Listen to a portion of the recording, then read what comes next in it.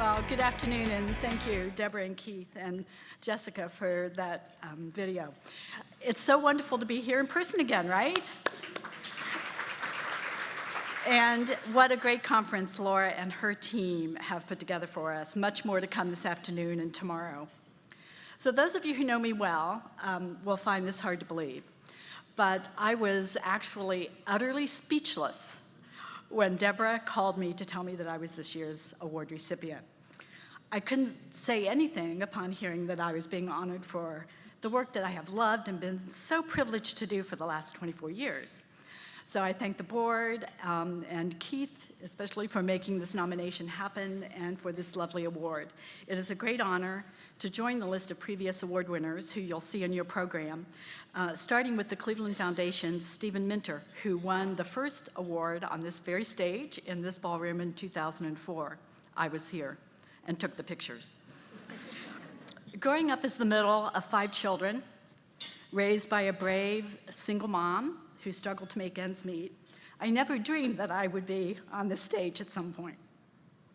You know, I read voraciously and still do.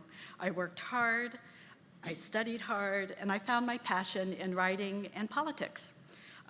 In my teen years, when I wrote and then edited the high school paper, but also worked on my first successful gubernatorial campaign, I even got to attend the inaugural event for Senator Glenn and the governor. So wonderful experiences that led me then to debate and extemporaneous speaking, lots of other activities that launched me on my career to college, postgraduate work, and eventually to my career here.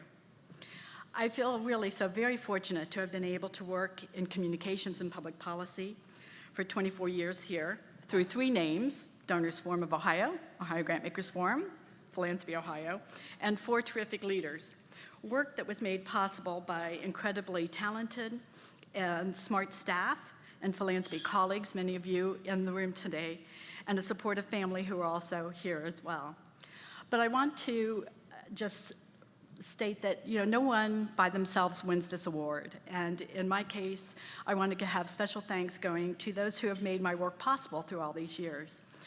During sort of normal work days, through my interim CEO-ship, through my health crisis, and through the COVID pandemic, with all of the work that we did with the Ohio Department of Education.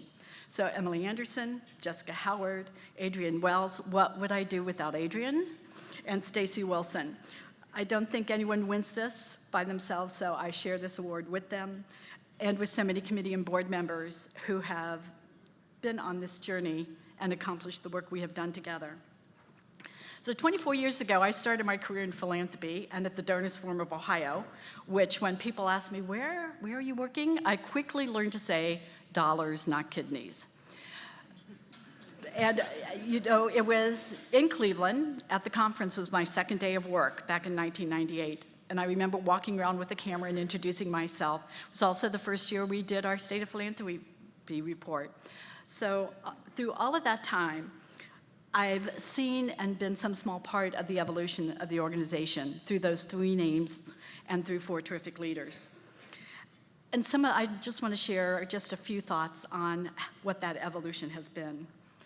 First, we went from a narrow to a broad definition of who is philanthropy. When I started, it was purely foundations and corporate giving programs. We extended that to include individuals, United Ways, and professional partners.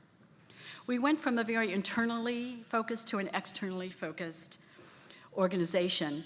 And the best way to look at that is to see that it was from a vision of being the premier resource and leading voice of philanthropy in Ohio to a just and vibrant Ohio through impactful philanthropy. And small to expansive, from a mission of helping members achieve their charitable goals, and nothing wrong with that, but to leading and equipping philanthropy to be effective, powerful agents of change in their community.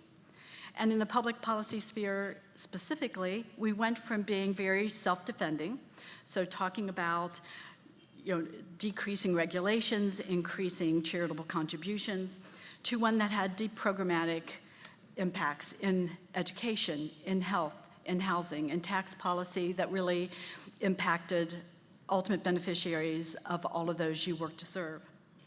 So that evolution continues today through the extraordinary leadership of Deborah and a strong board and a smart staff as we adapt to the new normal in light of the COVID pandemic and all its ramifications. It's an evolution that you as members of Ohio's philanthropic community will play an important part as well. I'd like to conclude by just offering a quote from one of my favorite authors, who's also a columnist for the Philadelphia Inquirer. And she says, "Every day is a new day in which we wake up and choose how to live." So every day is a new day in which we wake up and choose how to live. I choose to live a life of faith, a life dedicated to my family, and a life committed to just vibrant Ohio through impactful philanthropy. Thank you so much for this award and for all of the support and help you've given me.